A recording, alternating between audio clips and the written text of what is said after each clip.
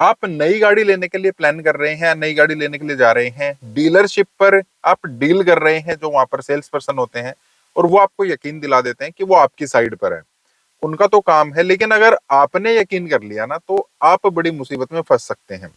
आज मैं आपसे एक्सपीरियंस शेयर कर रहा हूँ एक कस्टमर का, जिन्होंने बताया कि किस तरीके से उनको तो खैर कोई नुकसान नहीं हुआ, लेकिन उनको सामने दिखा कि किस तरीके से जो वहां पर कार सेल्स पर्सन काम करते हैं ना, किस तरीके से एक डील के लिए वो खुद ही लड़ने लग गए। और ऐसी डील जिसमें उनको गाड़ी बेचनी ही नहीं है, उस चीज के ऊपर भी वो लड़ रहे हैं। मतलब उनके टारगेट से इतने होते हैं कि वो साम दाम दंड भेद किसी भी तरीके से गाड़ी बेचना चाहते हैं। उनको कस्टमर से कोई लेना देना नहीं है। और बेशक उस डील के लिए जिस कस्टमर को गाड़ी बेचनी है ना, उसी को धमकी बेशक उनको देनी पड़े। तो कुल मिलाकर कहीं से भी आपकी साइड में तो वो नहीं है, तो आपको खुद ही अपना ध्यान रखना पड़ेगा। तो क्या कुछ हुआ वो स्टोरी थोड़ी सी मैं शेयर कर देता हूँ। हेलो, मेरा नाम है अमित और आप देख रहे हैं डेली ऑटो लाइफ। और अगर आपको भी कोई अपनी स्टोरी, कोई एक्सपीरियंस, अच्छा बुरा कुछ भी आपको अगर शेयर करना है, तो आप मुझे कांटेक्ट कर सकते हैं। और अगर आपको कुछ पूछना भी है, कोई प्रोसेस से रिलेटेड, गाड़ी से रिलेटेड, कौन सी गाड़ी सिलेक्ट करनी है, तो भी कांटेक्ट कर सकते हैं। अब मिस्टर नीरज ने मुझसे कांटेक्ट किया, उनको गाड़ी लेनी थी महिंद्रा बोलेरो नियो। अब वो गाड़ी लेने के लिए वो शोरूम पर चले गए, वहां पर उनकी डील वगैरह जो थी वो उन्होंने बातचीत कर ली, और सीएसटी के थ्रू उनको गाड़ी लेनी थी। लेकिन सीएसटी के थ्रू ले या नॉर्मल ले, इसमें इस डील का कोई फर्क नहीं पड़ना है। तो उन्होंने कस्टमर, मतलब जो वहां पर डीलरशिप का बंदा था, उससे बात कर ली, और लोन की बात जो है वो भी उन्होंने उन्हीं के साथ कर ली कि चलो कोई बात नहीं, लोन भी आप लोग ही करा देना।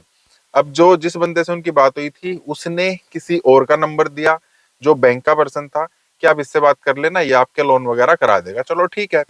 अब कुछ दिन के बाद उस बंदे को वो फोन कर रहे हैं, पहले डीलरशिप पर गए कि वहां पे मैं अपने डॉक्यूमेंट वगैरह दे देता हूँ। जिससे बात हुई थी वो छुट्टी पर था, जो सेल्स पर्सन था वो छुट्टी पर था।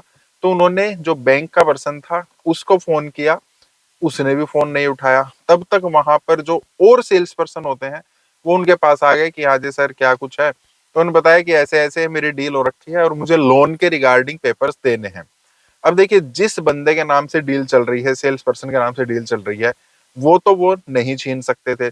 लेकिन उन्होंने क्या किया कि कोई बात नहीं सर, जो लोन है ना वो हम करा देते हैं आपका, और कोई दिक्कत नहीं है उसमें, सेम आपको डील हम भी दे देंगे। तो उन्होंने कहा यार, मेरी उससे बात हो रखी है, जो बैंक का पर्सन, उससे बात हो रखी है, कोई बात नहीं सर, वो भी हमारा ही बंदा है, वो हमेशा यहीं ना आया रहता है, अभी वो किसी काम से, शोरूम के काम से ही कहीं गया हुआ है, आप हमें दे दीजिए, उससे कराए हमसे कराए, कोई दिक्कत नहीं है, वो सेम चीज है। तो क्या किया, नीरज जी ने उनको डॉक्यूमेंट दे दिए। कुछ टाइम के बाद जो बैंक पर्सन था उसका फोन आता है कि आपका किस लिए फोन आया था, कि यार ऐसे ऐसे था, डॉक्यूमेंट था, मैंने उनको दे दिए हैं। वो कह रहा, आपने उनको डॉक्यूमेंट क्यों दे दिए, वो मेरे से अलग हैं, मैं उनको नहीं जानता, मुझे उनसे कोई मतलब नहीं है। बैंक वाले ने सेल्स पर्सन को फोन कर दिया, जो आज छुट्टी पर था, जिनसे इनकी डील हो रखी थी। अब वो इनको फोन कर रहा है कि आपने जो नए बंदों को डॉक्यूमेंट दिए ना, उनसे वापस ले लीजिए, उनको डॉक्यूमेंट नहीं देने हैं। मतलब एक ही सेल्स पर्सन अपने ही शोरूम के दूसरे सेल्स पर्सन को अपोज कर रहा है। किस चीज के लिए, लोन के रिगार्डिंग। लोन का शोरूम से कोई लेना देना नहीं होता है, लेकिन डीलरशिप हर बंदे को अलग अलग तरीके से टारगेट जरूर देकर रखते हैं कि इस कस्टमर को आपको इंश्योरेंस में भी फंसाना है, इस कस्टमर को आपको लोन में भी फंसाना है। जो ज्यादा लोन कराएगा, उनको इस चीज से कोई मतलब नहीं है कि आपको अच्छा लोन मिल रहा है, अच्छा एक्सपीरियंस मिल रहा है, अच्छा रेट ऑफ इंटरेस्ट मिल रहा है, कोई मतलब नहीं है। उनको सिर्फ अपने टारगेट पूरे करने होते हैं। अब वो कह रहा है आपने उनको क्यों दे दिए, वो गड़बड़ कर देंगे, आप वहां से ना अपने डॉक्यूमेंट डिलीट कर दीजिए और आप उसी को भेज दीजिए। चलो ठीक है यार, जिससे डील हो रखी थी वो हो जाएगा। उन्होंने क्या किया, व्हाट्सएप पर जो डॉक्यूमेंट दे रखे थे डिलीट फॉर ऑल कर दिया। अब डिलीट होते ही जिनको इन्होंने डॉक्यूमेंट दिए थे, अब वो लोग भड़क रहे हैं, अरे सर आपने ये क्या कर दिया, आपने ये डिलीट क्यों कर दिया। तो ये कह रहे हैं, नीरज जी कह रहे हैं, यार मैं तो ना उसी से कराऊंगा, मेरी उससे बात हो गई है, वो कह रहा है कि आपका और इनका कोई लेना देना नहीं है। अब ये सुनने के बाद वो लोग भड़क गए। देखिए, उनका लोन का कोई काम नहीं है, कोई बात नहीं यार, आप मतलब कस्टमर को क्या है यार, पैसा देना है, चाहे वो लोन कहीं से कराए, चाहे वो कैश कहीं से लेकर आए, डीलरशिप को तो गाड़ी बेचनी है ना।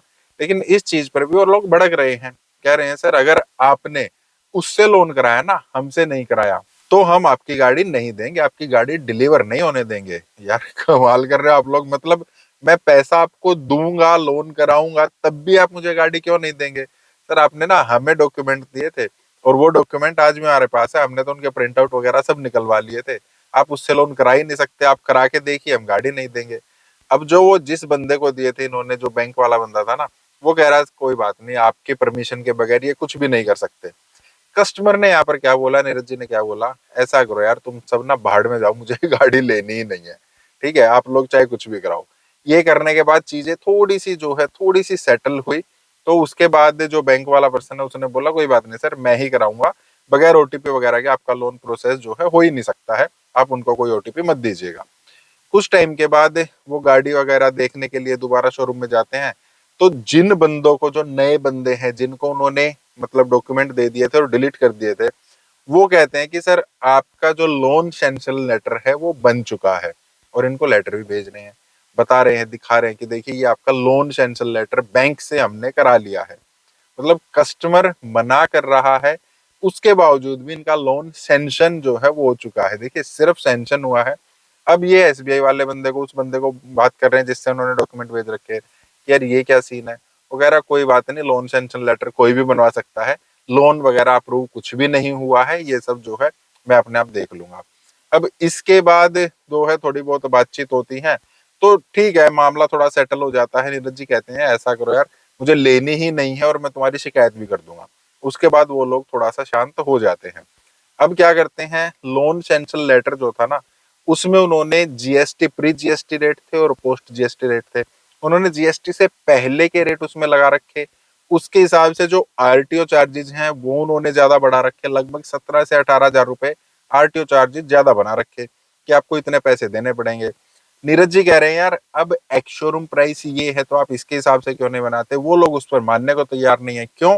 क्योंकि उनको कस्टमर नहीं देखना है, उनको इस चीज से कोई मतलब नहीं है यार कि कस्टमर का फायदा है नहीं है। जो कह रहे थे ना कि हम आपका लोन अच्छा करा देंगे, हम दोनों एक ही हैं, हम सब मिलके काम करते हैं, अब थोड़ा सा उनका अपनापन, वो तो खुद से लड़ रहे हैं, इसमें कस्टमर का कोई लेना देना नहीं है, लेकिन नुकसान वो कस्टमर का करा रहे हैं, वो मानने को तैयार नहीं है। इसके बाद इनका जो स्टोर मैनेजर है वो कहीं छुट्टी पर था, वो आया, उसको शिकायत की गई, उसने फिर ध्यान से देखा, तब उसको पूरी स्टोरी का पता लगा, तो उसने इनको धमकाया कि यार तुम ये क्या कर रहे हो, मतलब तुम्हारी रिपोर्ट करनी पड़ेगी, तुम जॉब पर तुम्हारा खतरा आ जाएगा, तब तुम मानोगे क्या। तब कहीं जाकर उन्होंने जो आरटीओ के चार्जेज हैं वो ठीक किए, और तब उनको 17 से 18 हजार रुपए कम के कोटेशन और जो आरटीओ वगैरह है वो सब इनको दिया गया। उसके बाद इंश्योरेंस में भी वो ज्यादा पैसे हड़पने की कोशिश में थे। नीरज जी ने बताया कि मुझे बाहर से लगभग 36,000 का आरटीओ मतलब इंश्योरेंस मिल रहा है, आप लोग अगर मैच कर रहे हो तो ठीक है, अदरवाइज मैं आपसे नहीं ले रहा हूँ। तो थोड़ा सा नानुकुर करने के बाद 36,000 के बजाय 40,000 का इनको इंश्योरेंस भी जो है वो कह दिया गया कि वो हम आपको दे देंगे। तो ये कुछ स्टोरी चली। कस्टमर उनके लिए जरूरी तो है, लेकिन जब कस्टमर आ जाता है ना तो चाहते हैं कि हम उसको काट दें। आप जाते हैं, अरे सर आप हम पर यकीन रखिए, ऐसा बोलने वाले आपको बहुत मिल जाएंगे। आपने कह दिया आप तो ना जस्ट गाड़ी का मजा लीजिए, बाकी सब हेडेक हमारी है, हम अपने आप करा देंगे, इनसे आप थोड़ा बच कर रहिए।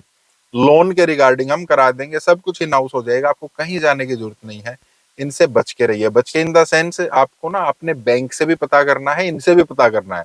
अगर ये आपको सेम रेट ऑफ इंटरेस्ट दे रहे हैं या थोड़ा कम दे रहे हैं तो आप इनसे ले सकते हैं, कोई दिक्कत नहीं है, लेकिन आपको पहले अपना फायदा देखना है। आपके फायदे में इनका फायदा हो रहा है तो ठीक है, उनके फायदे में आपका नुकसान है वो चीज गलत है। पहले आपको अपना फायदा देखना है, जहां से भी हो रहा है आप वहां पर जाइए। कोई आपका यार दोस्त भाई बंधु कुछ भी बने, कोई मतलब नहीं है, सब पैसे के यार होते हैं, अपना पैसा है, आप थोड़ा बचा कर रखिए। फिर से कह रहा हूँ, आपको कोई क्वेश्चन है, कुछ पूछना चाहते हैं, कुछ शेयर करना चाहते हैं, आप मुझे कमेंट कर सकते हैं, कॉन्टेक्ट कर सकते हैं। बाकी इस टाइप के वीडियोस के आप लाइक करना, चैनल को सब्सक्राइब करना। मिलते हैं, थैंक यू, बाय।